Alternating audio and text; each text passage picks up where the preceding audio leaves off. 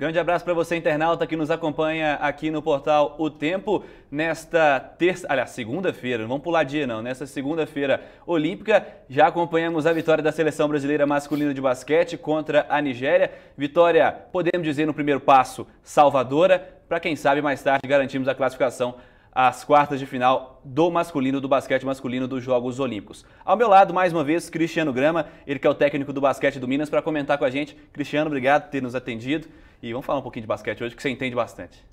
Vamos falar, de uma vitória importante, para uma equipe que ainda almeja chegar nas quartas de final, conseguiu hoje um jogo mais consistente e agora ter que torcer para os argentinos, né? Pois é, vamos ter que torcer para a Argentina mais tarde. Não é um exagero, isso porque se a Espanha derrotar a Argentina, esse jogo está marcado para 7 horas da noite, a Espanha vai se classificar e o Brasil vai ser eliminado. E vale lembrar que o primeiro critério é confronto direto. O Brasil venceu a equipe da Espanha por um ponto, né?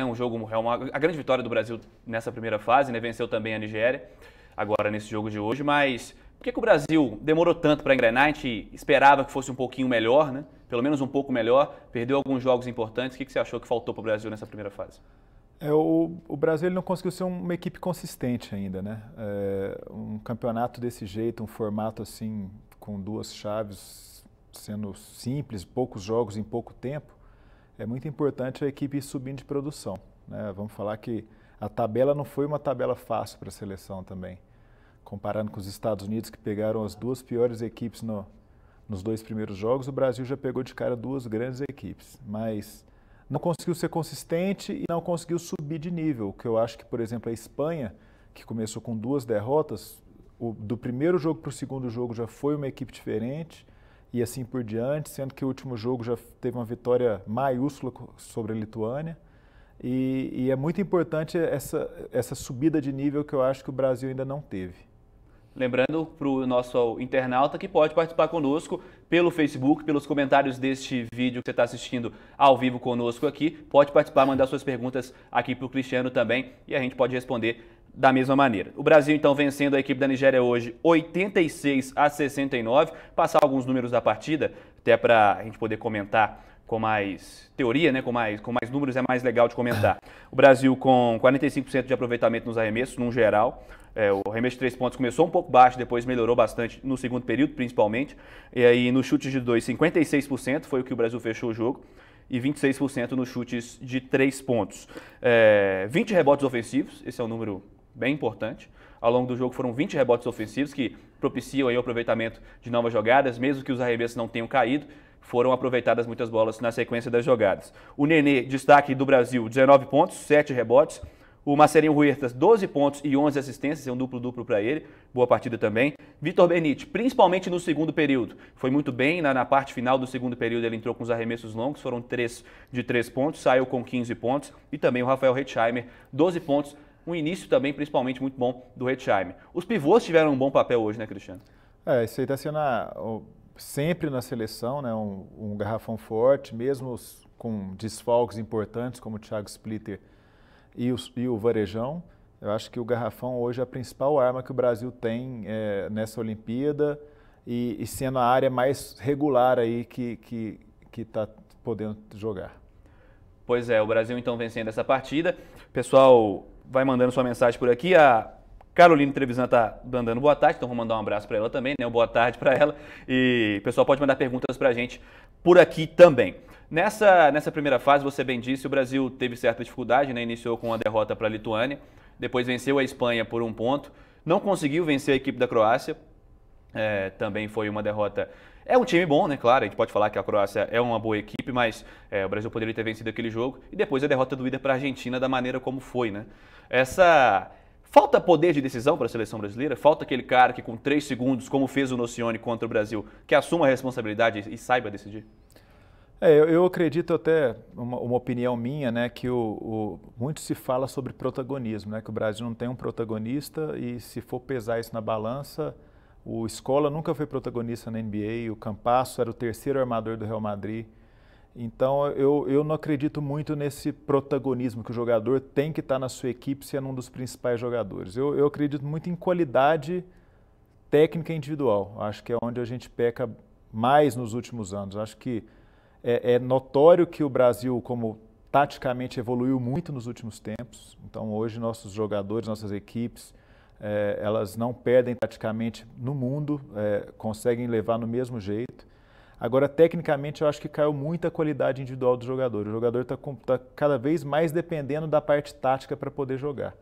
E eu acho importante que o jogador ele tenha a sua qualidade para poder desenvolver o jogo ou poder criar a situação para um ou para outro. Eu acho que esse ponto, nos jogos que foram para fechar, faltou isso. Faltou o jogador que possa decidir, mas dentro dos fundamentos do jogo e não precisando de uma parte tática por trás para poder fazer o jogo acontecer. Você, como treinador de equipe profissional, já participou também, claro, de categoria de base, já foi auxiliar técnico e agora nessa transição já é o técnico principal do Minas.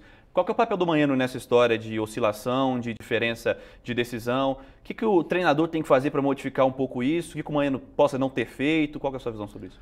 O Rubem, o que ele pode fazer muito com relação à parte tática e tentar errar o menos possível com relação às substituições e formações que o jogo pede, né? Eu acho que o nosso papel é esse. Durante os treinamentos, vamos falar que 80% é o responsável do técnico, mas no jogo passa a ser 20% e os outros 80% do jogador.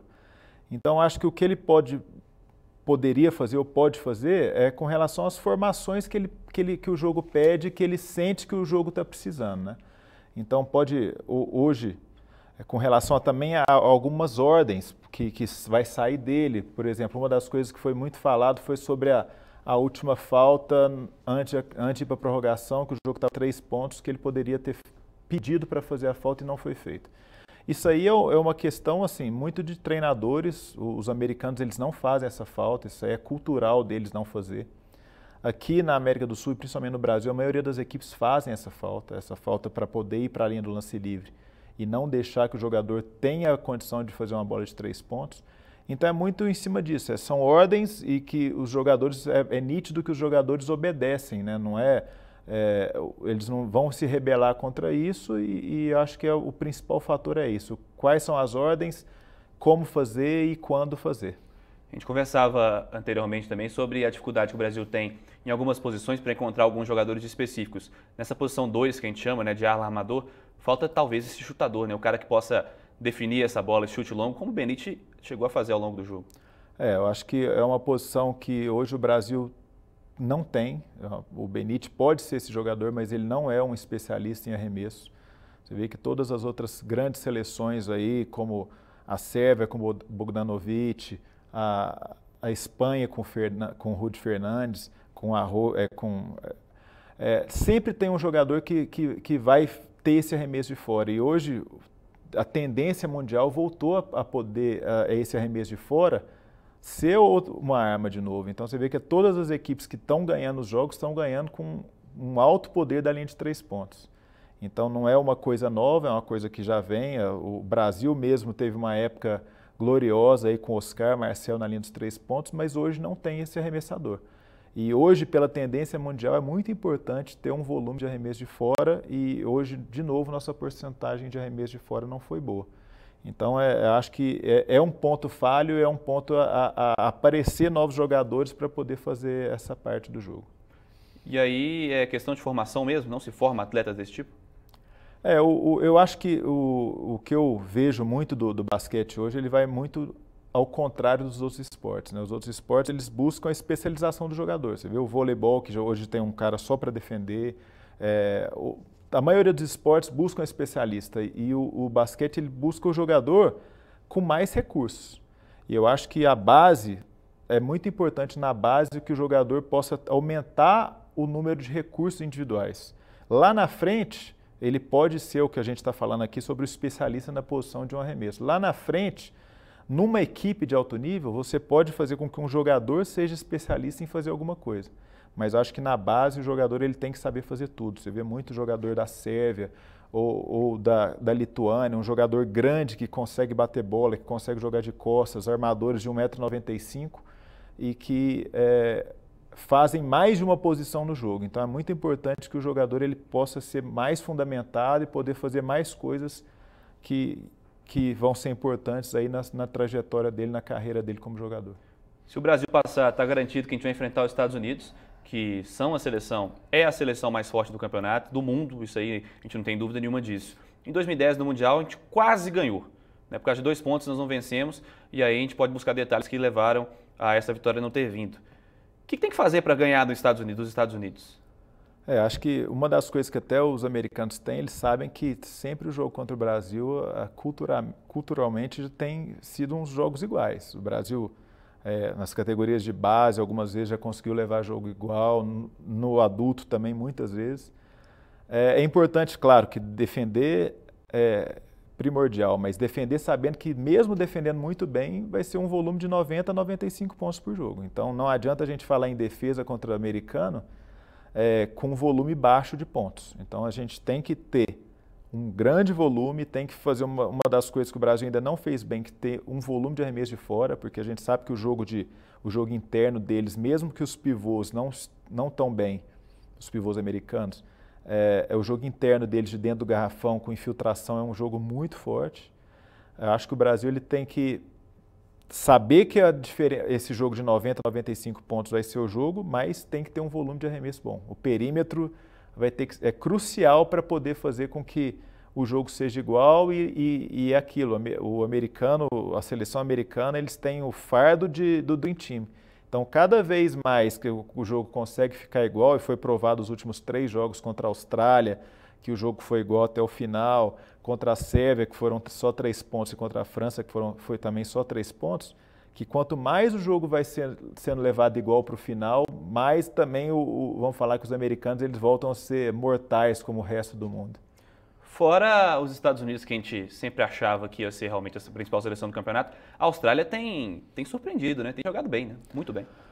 A Austrália, para mim, é a equipe que taticamente mais trouxe coisas novas, que vão, com certeza, muitas equipes do mundo aí vão tentar se espelhar. Então, acho que é uma equipe que trouxe uma variação tática importante, que tem jogadores experientes, jogadores de NBA, e faz um jogo moderno, um jogo coletivo, um jogo que todo mundo participa com muita movimentação, principalmente movimentação sem bola, é importante.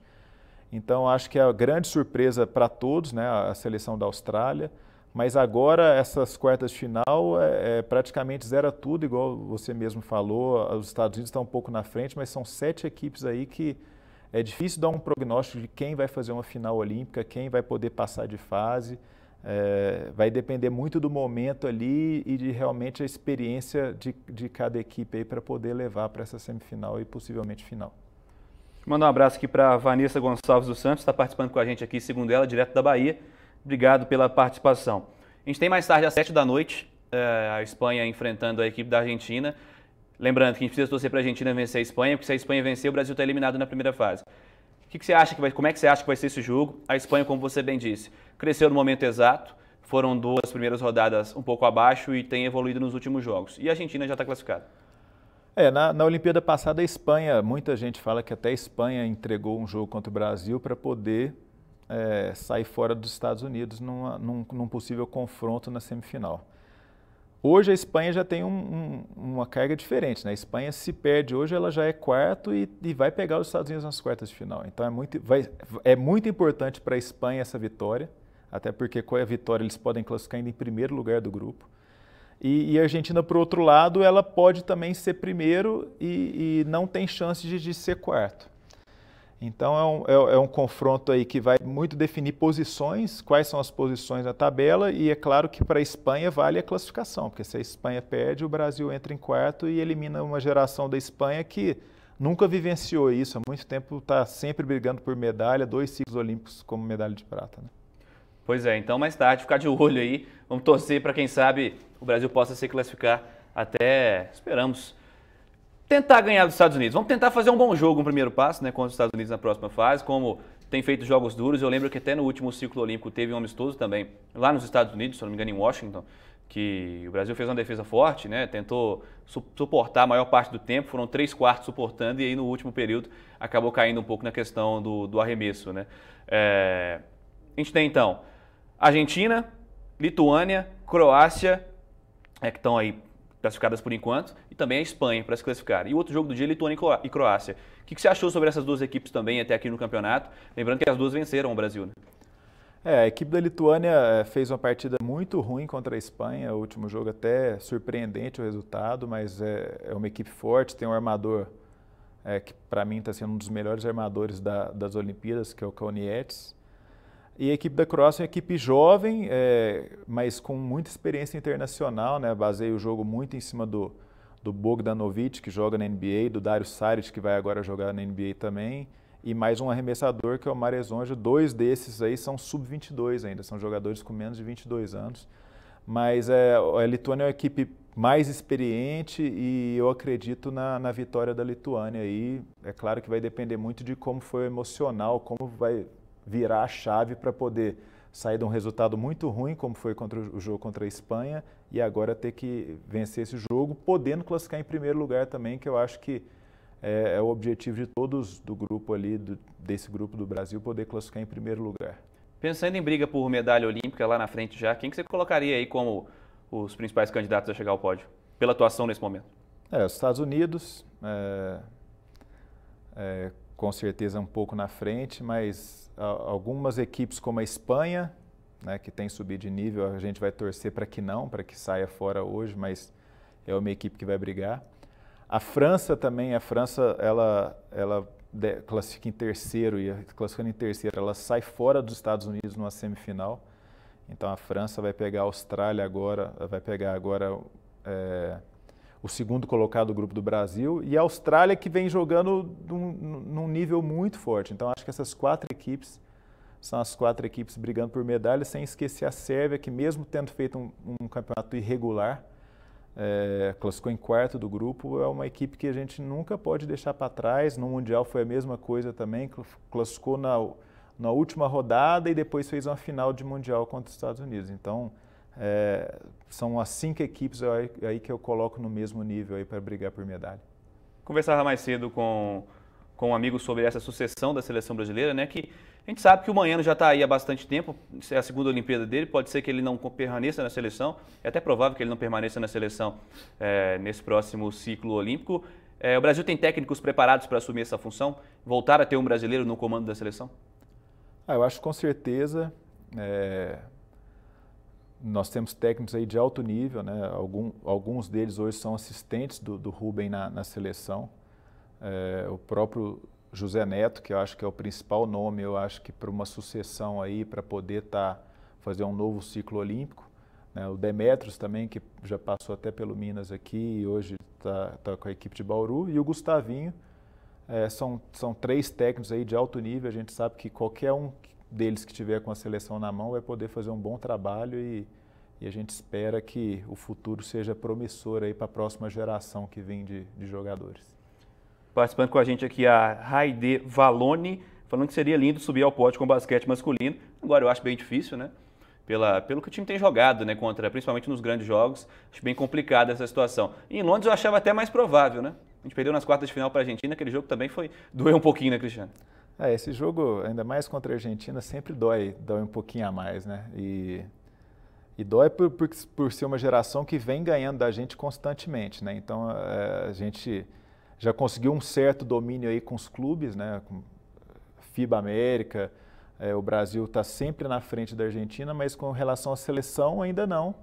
A gente espera que vai mudar isso, né? Que esperava que seria agora. O Brasil fez uma partida realmente boa contra a Argentina, pecou por detalhes, a gente sabe dos detalhes aí que são importantes, mas que sempre dói. A gente sabe que teria uma grande chance de medalha agora, até se estivesse ganhando o jogo da Argentina, seria classificado praticamente em terceiro lugar e o terceiro lugar fugiria de uma semifinal contra os Estados Unidos. Então, mas agora é torcer para poder ficar em quarto e tentar fazer o jogo da vida contra os Estados Unidos aí numas quartas de final. A gente também falava sobre o basquete feminino, que foi eliminado com 5 derrotas em 5 jogos na primeira fase. Nos últimos 2 ciclos olímpicos aí só venceu uma partida olímpica, né? Então, um desempenho muito ruim do basquete feminino. E a gente sabe que não é só a seleção brasileira, né, Cristiano, que está abaixo, né? O basquete feminino brasileiro tem muito mal nos últimos anos. O basquete feminino até foi ultimamente que deu bons resultados aí, medalha olímpica, campeão mundial, isso aí já tem um bom tempo, mas foi o que deu o melhor resultado e a gente, infelizmente, não vê o basquete crescendo, principalmente com o número de praticantes. Eu acho que, de novo, o Brasil tem uma boa geração na base aí de 16, 17 anos. Tem até estava conversando com você antes, é uma menina aqui de Montes Claros, de 2 metros de altura, que está indo para os Estados Unidos agora. É uma geração que ganhou a Copa América dos Estados Unidos, aí sub-16. Só que não tem praticante, não tem formadores de atletas e cada vez o número diminui, cada vez menos é o número de jogadores, de meninas que querem jogar basquete. E é claro que o vôlei estando bem assim, as meninas querem jogar muito mais vôlei do que basquete hoje. É muito importante ter algum trabalho para a gente repensar os valores e pensar como a gente pode fazer, porque material humano, biotipo, a brasileira tem demais, tem muita menina grande, muita menina talentosa aí, só que infelizmente não tem competição para elas, não tem boas competições para elas, não tem número de atletas e é difícil chegar no adulto aí e querer tirar qualidade, sendo que não tem quantidade ali embaixo. A gente tem uma liga de basquete feminino com 6 times, né? E também fica difícil essa questão de competição. É papel da Confederação Brasileira chegar um pouquinho mais firme, tentar incentivar um pouco mais nessa questão do basquete? A Confederação Brasileira tem feito um papel ruim realmente? É certo a gente criticar a Confederação? Principalmente no feminino, não só o feminino, mas o masculino também, a questão da formação e de fomentação, nós estamos com um problema. Nós estamos com um problema e é claro que a Confederação tem que ser a responsável por mudar isso. Como vai mudar? Aí são 1001 perguntas que acho que não cabe nem a mim responder, mas que hoje é falho, isso aí é nítido, notório que nós estamos tendo problemas. Esse ano não vai ter nem competição de base, é um grande problema aí que muitas equipes aí, principalmente no Nordeste, que as meninas sonham em poder disputar um campeonato brasileiro de base e os atletas também, os garotos, e hoje não vai ter nem a competição e que é pouco, isso aí é pouco, é muito pouco intercâmbio entre jogadores aí para poder subir. Então, que a confederação tente repensar as ideias, tem muita gente boa ali, mas é claro que fica de mão amarrada para poder fazer as coisas, como o Vanderlei, é um cara que eu conheço há um bom tempo, eu sei que ele tenta fazer muita coisa ali, mas é claro que barra no investimento, barra nas condições que hoje tem para poder fazer, mas que a gente espera que a Olimpíada traga um alerta a mais aí para a gente que mude essa história. Vamos falar um pouquinho do Minas também para a gente fechar. Como é que o Minas está se preparando para essa próxima temporada? A gente sabe que também na temporada passada foram muitos jovens, né? O Minas sempre fez isso, é tradição, o Minas dá espaço para muitos jovens. E nesse ano parece que vai ser um pouco isso também, né? Esse ano está sendo um ano até um pouco mais complicado, né? Até porque nós ainda não renovamos nosso patrocinador principal, né? Mas está tudo indicando que vai renovar. O problema é que o mercado já aconteceu com relação ao atleta brasileiro, né? Então, a maioria dos atletas brasileiros já estão em outras equipes. A gente perdeu alguns atletas que a gente teria até interesse em continuar, como o Henrique Coelho, o Ralf, o Chilton. São jogadores que a gente gostaria que continuassem no grupo, mas a gente não teve condições de poder ter um investimento para poder começar a alavancar a equipe. Então, agora é tentar fechar esse patrocínio para a gente tentar fechar de 3 a 4 jogadores. A gente perdeu alguns atletas do Sub-22 também, no caso do Léo Demetrio, que conseguiu um contrato na Espanha. Então, a gente tem uma geração nova aí subindo, que a gente está tentando dar um aporte para eles e vai ter mais 3 ou 4 jogadores aí, possivelmente adultos. E hoje, pelo menos 50% desses vão ser estrangeiros, porque tem muito pouco jogador no mercado hoje. E a gente espera desempenhar um bom papel e que a gente consiga levar a equipe do Minas a alcançar os objetivos que a temporada vai ter. A temporada já começou para vocês, né? Perspectiva de campeonatos, de disputas, você falou que vai ter uma liga de desenvolvimento agora, Sub-22, como é que está a previsão aí? Vai ter um campeonato mineiro Sub-22, possivelmente agora, nesse final de agosto.